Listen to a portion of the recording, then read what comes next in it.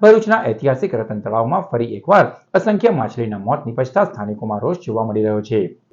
ભરૂચ શહેરના ઐતિહાસિક રતન તળાવમાં ફરી એકવાર મોટી સંખ્યામાં માછલીઓના મોત નિપજતા ચિંતાનો વિષય સર્જાયો છે। તાજેતરમાં જ તળાવના વિકાસ માટે અંદાજે ₹7 કરોડનો ખર્ચ કરેલો હતો અને જેના ડેવલપમેન્ટની કામગીરી વચ્ચે જ આ ઘટના બનતા અનેક સવાલો પણ ઊભા થયા છે।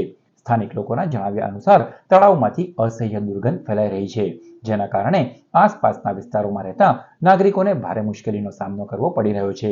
દુર્ગંધ અને પ્રદૂષણને કારણે આરોગ્ય સંબંધિત ચિંતાઓ પણ વધતી જોવા મળી રહી છે। આ મામલે સ્થાનિકોએ નગર સેવા સદનમાં રજૂઆત કરી તાત્કાલિક પગલાં લેવા માંગ કરી છે। લોકોનો આક્ષેપ છે કે કેમિકલ યુક્ત ગંદુ પાણી તળાવમાં ભળતા જળચરોના મોત થઈ રહ્યા છે। નોંધનીય છે કે અગાઉ પણ આ જ તળાવમાં અનેક કાચબાના મોત થયાના બનાવો સામે આવ્યા હતા।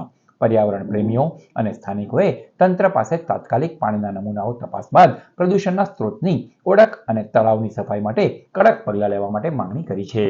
ભરૂચનો શહેરી નગરપાલિકા વિસ્તારની અંદર આવેલ રતન તળાવ વારંવાર ચર્ચાનો વિષય રહ્યો છે।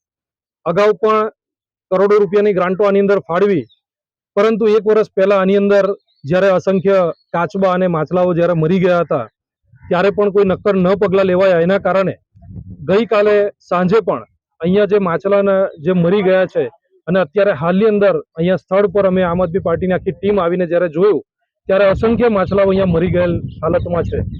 અમે નગરપાલિકા સીઓને ફોન કર્યો છે। દુર્ગંધ ખૂબ આવી રહી છે, આના કારણે રોગચાળો ફેલાવાની શક્યતા છે। જલ્દીથી જલ્દી આને સાફ સફાઈ કરવામાં આવે અને જે આવી દવા કે કેમિકલ કંઈ પણ નાખીને જેને મૃત્યુ પામી રહ્યા છે જે માછલાઓ, એવા લોકો ઉપર કાયદાકીય પગલાં ભરવામાં આવે અને અહીંયા સીસીટીવી ફૂટેજ પણ છે, એની યોગ્ય તપાસ કરી અને આની અંદર યોગ્ય પગલાં લેવાય એવી વિનંતી છે।